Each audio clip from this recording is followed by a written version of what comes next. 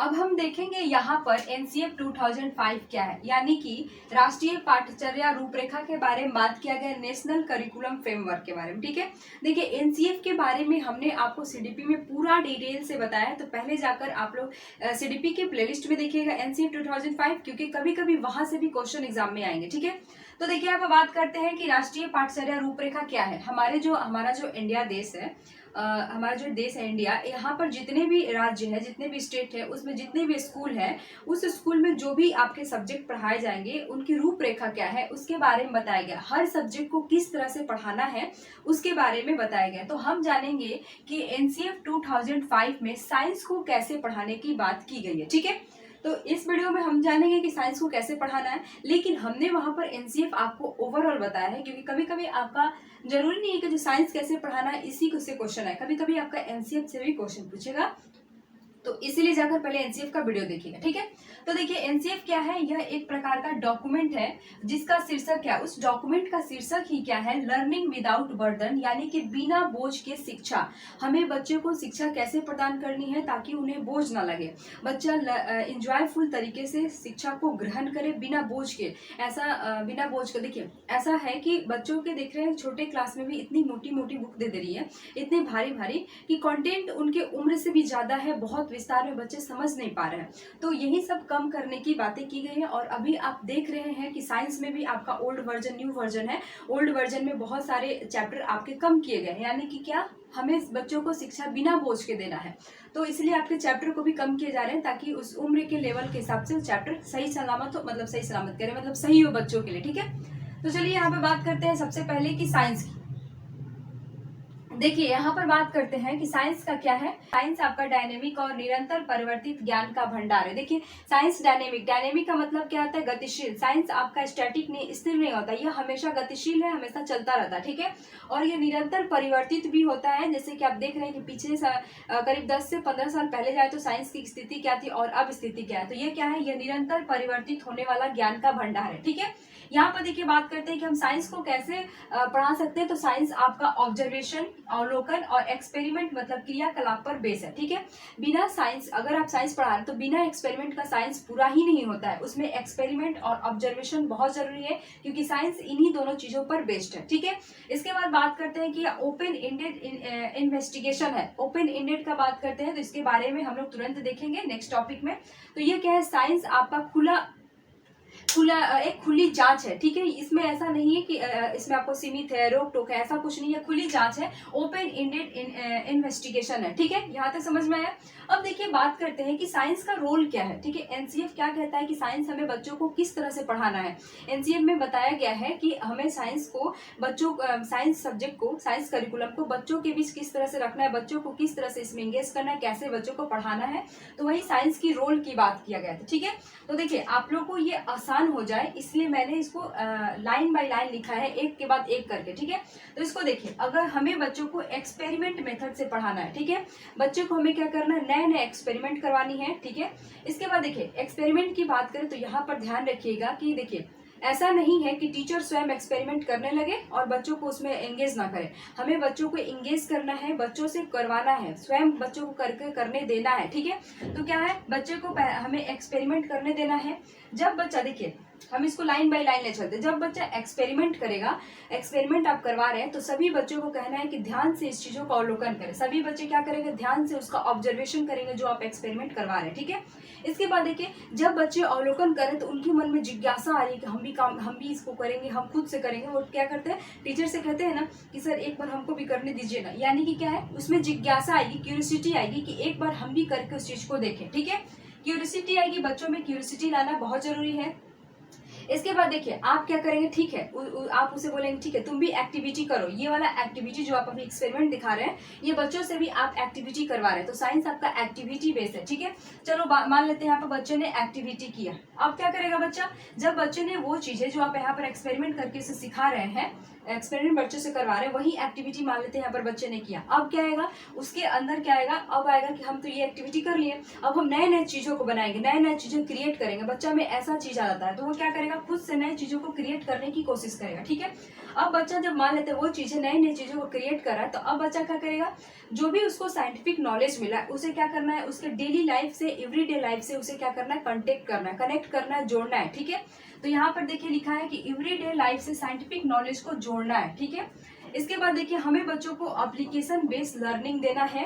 देखिए लर्निंग भी कैसा हो, तो लर्निंग बाय डूइंग, यानी कि बच्चा स्वयं करके सीखे। ठीक है, बच्चा क्या करे, स्वयं करके सीखे। इसके बाद देखिए बच्चे को हमें इस तरह सिखाना है कि बच्चे में होलिस्टिक डेवलपमेंट और संपूर्ण विकास हो। ठीक है, सर्वांगीण विकास हो। यहाँ तक समझ में आया। अब देखिए हमें बच्चों में स्किल डेवलप्ड हो, बच्चों में ऐसी शिक्षा देनी है साइंस में कि बच्चों का स्किल डेवलप्ड हो। इसके बाद देखिए बच्चों में हमें बच्चों के बीच डिस्कशन करने देना है, डिस्कवरी मेथड से उन्हें पढ़ने देना है। साथ ही साथ यहाँ पर बात करते हैं कंस्ट्रक्टिविज्म अप्रोच। देखिए रचनावादी उपागम की बात करते हैं, तो ये आपका बहुत इंपॉर्टेंट है। अगर ये आपका ऑप्शन में दिखे तो ये ऑप्शन सही, यहाँ पर जो भी मैंने लिखा है अगर ये आपका ऑप्शन में दिखे तो ये ऑप्शन आपका सही है। ये सभी पॉजिटिव टैग वर्ड है, याद रखिएगा।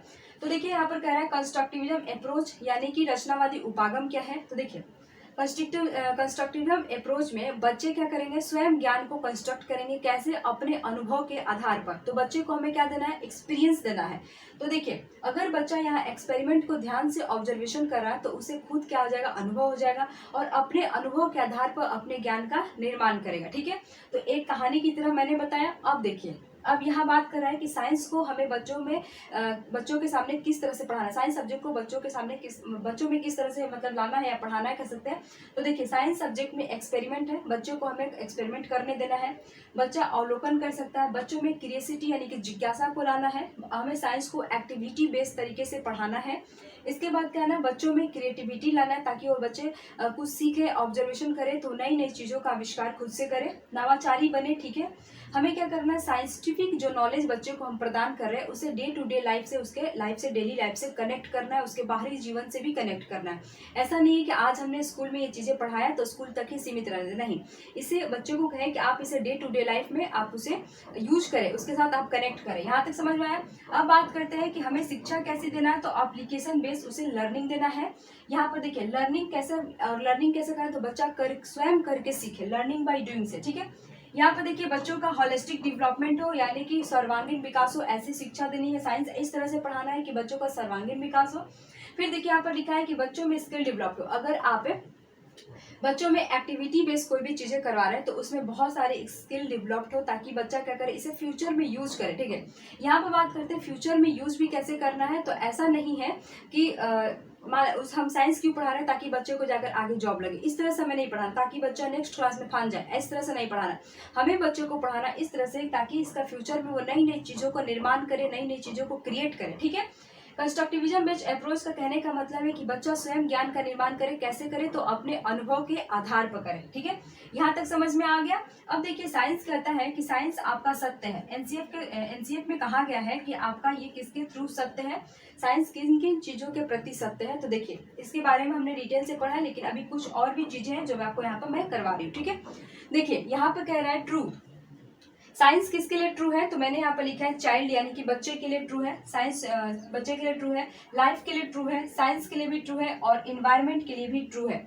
अब बात करते हैं ट्रू टू चाइल्ड, यानी कि बच्चे के लिए सही कैसे है। तो देखिए हम बच्चे को कैसे पढ़ाएंगे, हम बच्चे को किसी भी एक्टिविटी में, किसी भी एक्सपेरिमेंट में बच्चे को क्या करेंगे, इंगेज करेंगे, बच्चे को वहां पर इंगेज करेंगे ताकि बच्चा ध्यान से उस चीजों को देखे। ठीक है, तो हमें क्या करना है, बच्चे को इंगेज करना है।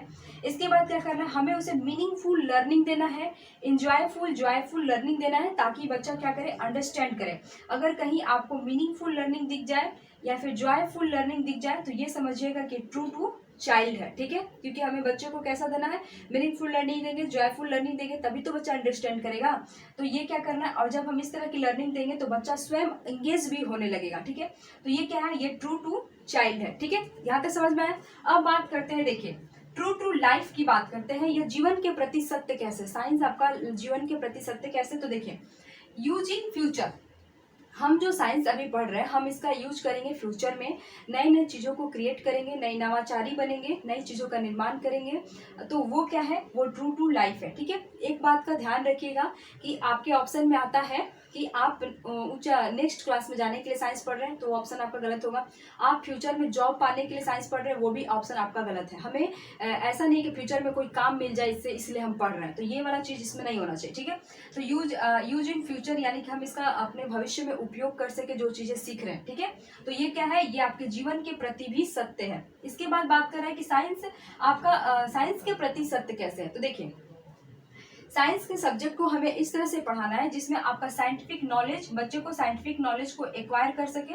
जो भी उसको साइंटिफिक नॉलेज दिया जा रहा है, यहाँ पर मैंने बताया कि साइंटिफिक नॉलेज जो दिया जा रहा है बच्चे को, नई नई चीज़ों को सिखाया जा रहा है, नई नई चीज़ों को बच्चे क्रिएट करें। तो जो बच्चों को साइंटिफिक नॉलेज दिया जा रहा है तो क्या करें, बच्चे साइंटिफिक नॉलेज को एक्वायर करें और वैलिड के प्रोसेस को बच्चा सीखे।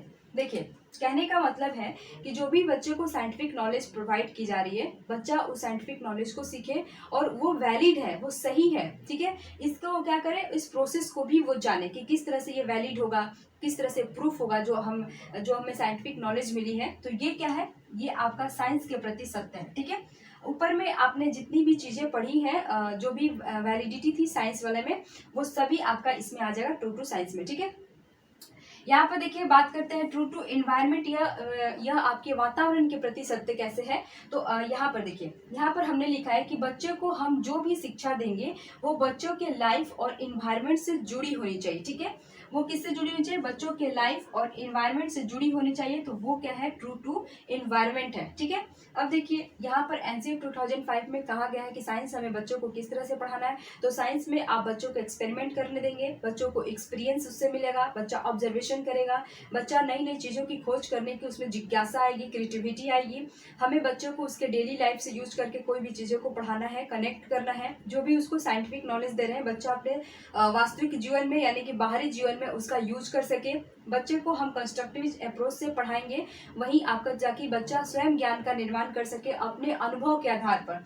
बच्चों के बीच हम डिस्कशन कराएंगे, बच्चे को डिस्कवरी मेथड ज़्यादा डेवलप कराएंगे ताकि बच्चा स्वयं से खोज सके, ठीक है। यहाँ तक समझ आया। हम साइंस बच्चों को इस तरह से बताएंगे, साइंस सब्जेक्ट को इस तरह से उसके सामने पेश करना है ताकि बच्चे का सर्वांगीण विकास हो सके। हमें बच्चे को एप्लीकेशन बेस्ड लर्निंग देना है, यहाँ तक समझ आया।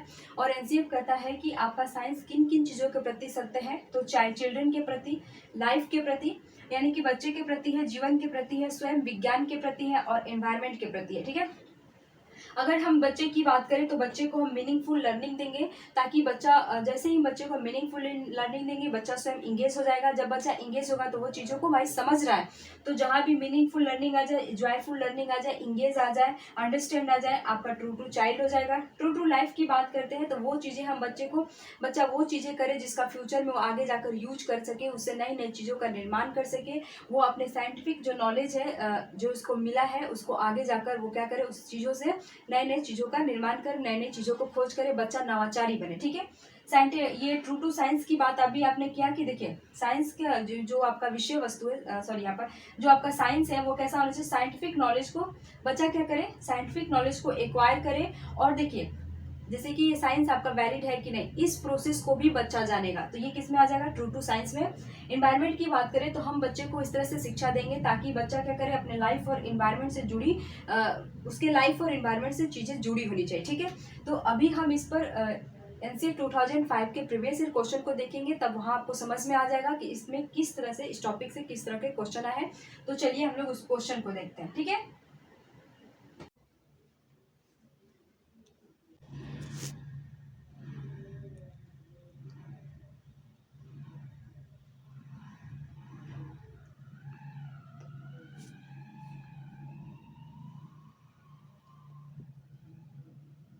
देखिए यहाँ पर कह रहा है क्वेश्चन,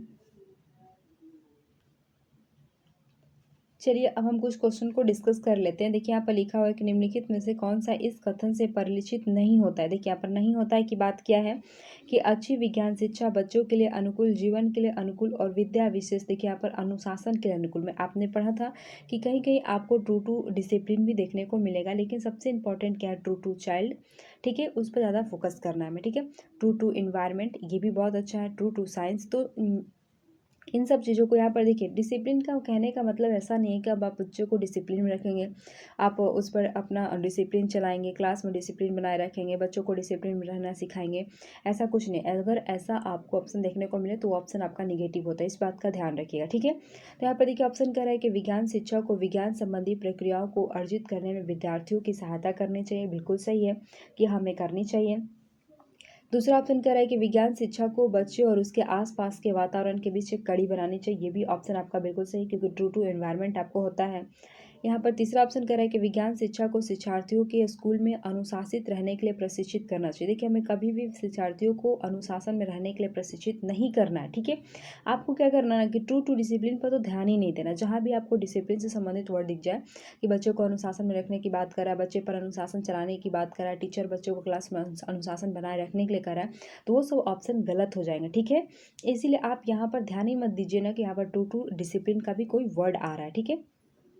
चौथा कह रहा है कि विज्ञान कक्षा कार्य विकासात्मक रूप से उपयुक्त होना चाहिए, ये भी ऑप्शन आपका सही है। तो यहाँ पर कह रहा है कि कौन सा ऑप्शन सही नहीं है, परिलक्षित नहीं होना चाहिए, तो ये आपका ऑप्शन नंबर क्या हो जाएगा, तीसरा। यहाँ पर तीसरा ऑप्शन सही हो जाएगा, ठीक है। चलिए अब हम नेक्स्ट क्वेश्चन को डिस्कस करते हैं। देखिए, नेक्स्ट क्वेश्चन कह रहा है कि एनसीएफ 2005 के अनुसार निम्नलिखित में से किसकी सिफारिश उच्च प्राथमिक स्तर के पाठ्यक्रम का एक उद्देश्य के रूप में की गई है, ठीक है। तो देखिए, मैंने आपको शुरू में ही पढ़ा है कि क्रियाकलापों और प्रयोगों द्वारा प्रत्यय तक पहुंचना चाहिए, यानी कि साइंस आपका कैसा है, तो साइंस आपका एक्टिविटी और एक्सपेरिमेंट वे से, ठीक है। तो आप आंख मूंद कर ये ऑप्शन आप क्या करेंगे, सही करेंगे, ठीक है। यहाँ तक समझ में आया। चलिए अब हम नेक्स्ट क्वेश्चन को डिस्कस करते हैं। देखिए, नेक्स्ट क्वेश्चन क्या कह रहा है कि निम्नलिखित में से विज्ञान पाठचर्या की एक मुख्य विशेषता क्या है। तो यहाँ पर देखिए, साइंस करिकुलम की इंपॉर्टेंट फीचर के बारे में बात कर रहा है कि विज्ञान की पाठ्य पुस्तकों को सामग्री विप्रसांगिधीन करना, ठीक है। तो देखिए, यहाँ पर दूसरा ऑप्शन करें क्रियाकलाप आधारित। देखिए, जहाँ भी क्रियाकलाप आ जाए ना साइंस की बात है, तो वो ऑप्शन आपको सही तरफ ले जाता है, क्योंकि हमारा साइंस बिना क्रियाकलाप बिना एक्सपेरिमेंट से पूर्ण होता ही नहीं है। तो ये ऑप्शन आपका दूसरा ही यहाँ पर सही हो गया, ठीक है। तो यहाँ पर देखिए, तीसरा ऑप्शन क्यों गलत हुआ। देखिए, तीसरा ऑप्शन कह रहा है कि विज्ञान की सामग्री से लदी पाठ्य पुस्तकें हो, ये गलत। जरूरी पाठ्य पुस्तकें आपका लोडेड नहीं होना चाहिए, आपका टेक्स्ट बुक लोडेड नहीं होना चाहिए, ठीक है। और देखिए, यहाँ पर फिर केवल लगा दिया ओनली, तो ओनली वर्ड भी आपका नेगेटिव होता है कि आकलन के लिए अंतःयोगात्मक परीक्षा समेटिव असेसमेंट, ये साल के अंत में होने वाला एग्जाम होता है, आकलन होता है, तो ये भी ऑप्शन आपका गलत हो गया, ठीक है। मैंने आपको असेसमेंट पढ़ाया है कि समेटिव असेसमेंट नहीं करना है, हमें बच्चों को फॉर्मेटिव असेसमेंट ले जाना है पढ़ाई के दौरान, ठीक है। तो यहाँ पर आपका दूसरा ऑप्शन सही हो जाता है। नेक्स्ट क्वेश्चन की बात करते हैं। तो देखिए, नेक्स्ट क्वेश्चन कह रहा है कि निम्नलिखित में से उच्च प्राथमिक विज्ञान शिक्षा एवं अधिगम के लिए एनसीएफ 2005 की क्या अनुशंसाएं हैं, ठीक है। देखिए, यहाँ पर बात करते हैं। पहला है कि बच्चों से संबंधित अधिगम स्थितियों का निर्माण करना, बिल्कुल सही, हमें हर चीज़ बच्चों से संबंधित ही रखना है, ठीक है। दूसरा कह रहा है कि बच्चों के लिए ऐसी स्थितियाँ जहाँ वे स्वयं ज्ञान का निर्माण कर सके और सृजन कर सके, बिल्कुल सही है कि हमें क्या करना है, बच्चे को कोई भी नॉलेज को बच्चा खुद से अपना नॉलेज को कंस्ट्रक्ट करे अपने अनुभव के आधार पर। तो यहाँ पर दूसरा ऑप्शन भी आपका सही है। तीसरा कह रहा है कि व्यावसायिक शिक्षा। देखिए, मैंने आपको क्या पढ़ाया था कि हमें बच्चों को कभी भी विज्ञान की शिक्षा इसलिए नहीं देनी चाहिए कि बच्चा आगे जाकर जॉब कर सके, कुछ व्यवसाय शुरू कर सके, ठीक है। तो ये ऑप्शन क्या है, आपका गलत है। देखिए, चौथा कह रहा है कि संप्रत्यय को एक विषय परक उपागम से सिखाना चाहिए, ठीक है। तो ये भी नहीं होगा। तो यहाँ पर आपका ऑप्शन क्या हो जाएगा, ऑप्शन नंबर हो जाएगा ए और बी। तो ये आपका ए बी इसमें है, यानी कि ऑप्शन आपका पहला सही होगा, ठीक है। चलिए अब नेक्स्ट क्वेश्चन को डिस्कस करते हैं। देखिए, नेक्स्ट क्वेश्चन क्या कह रहा है कि राष्ट्रीय पाठचर्या रूपरेखा 2005 के अनुसार उच्च प्राथमिक स्तर विज्ञान पाठचर्या में निम्नलिखित में से क्या अनुशंसित करता है, ठीक है। उच्च प्राथमिक स्तर पर कह रहा है, तो यहाँ पर कह रहा है सैद्धांतिक नियमों को सिद्ध करने के लिए सुव्यवस्थित प्रयोगों को प्रस्तावित करने की आवश्यकता है। नहीं, जरूर ये नहीं है, सैद्धांतिक नियमों को आप सिद्ध करने के लिए जरूरी नहीं कि हम सुव्यवस्थित प्रयोग ही करें, ठीक है। लेकिन दूसरा कह रहा है कि एक आगमनात्मक उपागम द्वारा ही संप्रत्यों तक पहुँचे, यानी कि यहाँ पर कह रहा है इंडक्टिव मेथड, ठीक है, इंडक्टिव अप्रोच। हमें बच्चों को कैसे पढ़ाना है, आगमन विधि से निगमन विधि, यानी कि बच्चों को उदाहरण देकर नियम की तरफ ले जाना है। लेकिन यहाँ पर कह रहा है उच्च प्राथमिक स्तर पर, ठीक है। अब बड़े बच्चों को सिर्फ एग्जाम्पल से नियम नहीं ले जा सकते, और वो भी विज्ञान की बात करें तो जरूरी नहीं कि हम हर चीज़ समझने के लिए पहले बच्चों को एग्जाम्पल समझाएं, ठीक है। तो ये भी आपका गलत है।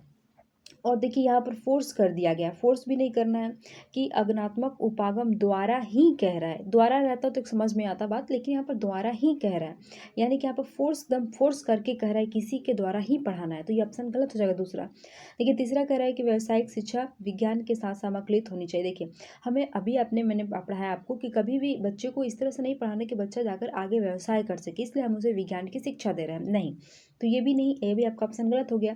चौथा कह रहा है कि सुझाए गए क्रियाकलाप या प्रयोग सस्ते और सरलता से उपलब्ध सामग्रियों के लिए किया जा रहा है। बिल्कुल सही है कि मान लेते हैं जो बच्चे आपका पुअर फैमिली से आ रहे हैं और मान लेते हैं उन्हें चीज़ें सस्ता और सरलता से मिल जाए, तो वो अपना पूरा ध्यान एक्टिविटी में लगाएंगे, हर चीज़ को अपने अनुभव से सीखने की कोशिश करेंगे, नई नई चीज़ों का निर्माण करेंगे, तो इसीलिए क्या होता है, सस्ते और सरलता से उपलब्ध सामग्रियों से किया जाना चाहिए। ठीक है, तो यहाँ पर क्या हो जाएगा, ऑप्शन नंबर केवल आपका डी हो जाएगा, ऑप्शन नंबर 4 हो जाएगा। ठीक है, नेक्स्ट क्वेश्चन को डिस्कस करते हैं। तो देखिए नेक्स्ट क्वेश्चन क्या कह रहे हैं कि उच्च प्राथमिक स्तर की विज्ञान पाठ्यचर्या राष्ट्रीय पाठ्यचर्या रूपरेखा 2005 के अनुसार निम्नलिखित में से उसकी अनुशंसाएं नहीं है। देखिए यहाँ पर नहीं की बात कर रहा है, निगेटिव की बात कर रहा है कि क्या नहीं है।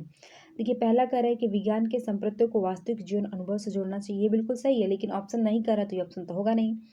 दूसरा कह रहा है सूचना और परिभाषा द्वारा देखिए सूचना परिभाषा व्याख्या सीधे देना चाहिए, बिल्कुल गलत है। हमें बच्चों को डायरेक्ट सूचना दे दो, डायरेक्ट परिभाषा दे दो, व्याख्या कर दो, हमें बच्चों को इस तरह से नहीं पढ़ाना है। ठीक है, हमें बच्चों को देखिए क्या नहीं करना है, पहले डायरेक्ट उसको इन्फॉर्मेशन दे दो, डिफिनीशन दे दो, डिस्क्रिप्शन दे दो, तो ये चीज़ें बच्चों के साथ नहीं करना है। देखिए अब जो नहीं करना है वो ऑप्शन आपसे क्या हो जाएगा, सही हो जाएगा। यहाँ पर क्वेश्चन आपका नहीं में पूछ रहा है। यहाँ पर कह रहा है कि विद्यार्थियों के लिए ऐसी स्थिति सृजित करना जिससे वे अपना स्वयं ज्ञान का निर्माण कर सके, ये भी आपका ऑप्शन सही है, लेकिन ऑप्शन कह रहा है नहीं, तो ये भी ऑप्शन आपका गलत हो जाएगा।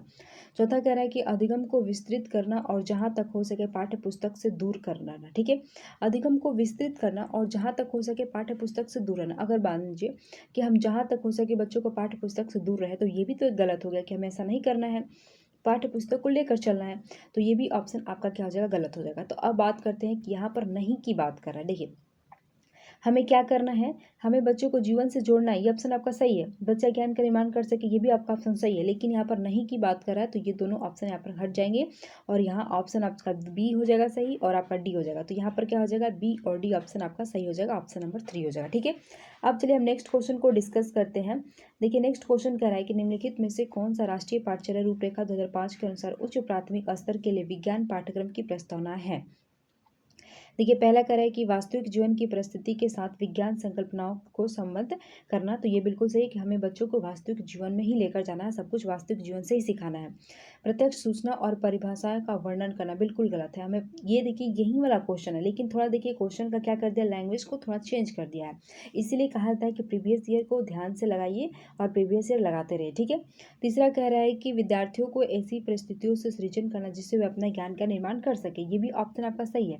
ठीक है, यहाँ पर देखिए कह रहा है कि केवल विस्तृत अधिगम करना, जितना हो सके पाठ्य पुस्तकों से बचना, यहाँ पर बचने की बात कर रहा है, तो ये ऑप्शन आपका गलत हो जाएगा। और देखिए इसमें ऐसा नहीं कह रहा है कि इसमें नहीं पूछ रहा, और इस क्वेश्चन में क्या कह रहा था, देखिए इस क्वेश्चन में क्या कह रहा है कि अनुशंसाएं नहीं है, निगेटिव पूछ लिया है और इसमें वही पॉजिटिव पूछ लिया है। ठीक है, यानी कि जो इस ऑप्शन में आपका गलत हुआ था इस ऑप्शन में आपका सही होगा। देखिए तो यहाँ पर क्या चीज़ें सही हो जाएगी हमारी कि हमें क्या करना है, तो हमें क्या करना है, वास्तविक जीवन से जोड़ना है बच्चों को और उसे स्वयं ज्ञान का निर्माण कर सके, यानी कि यहाँ पर ऑप्शन आपका ए और सी हो जाएगा। ठीक है, ए और सी हो जाएगा, और सेम क्वेश्चन देखिए यही था और इसमें सिर्फ नहीं बोला था, तो इसलिए यहाँ पर बी और डी ऑप्शन होगा। ठीक है, तो चलिए यहाँ पर आपका क्वेश्चन समाप्त होता है। उम्मीद करते हैं वीडियो पसंद आया होगा, वीडियो पसंद आया तो लाइक करिएगा, चैनल को सब्सक्राइब करिएगा और शेयर भी करिएगा। तब तक के लिए थैंक यू सो मच।